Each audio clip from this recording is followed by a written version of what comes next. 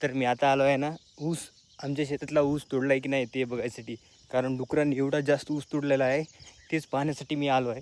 हे सर्व तार डुकरांसाठी लावलेलं आहे, कारण ऊसामध्ये जाऊन डुकरांनी ऊस तोडू नये यासाठी आम्ही हे तार लावलं आहे.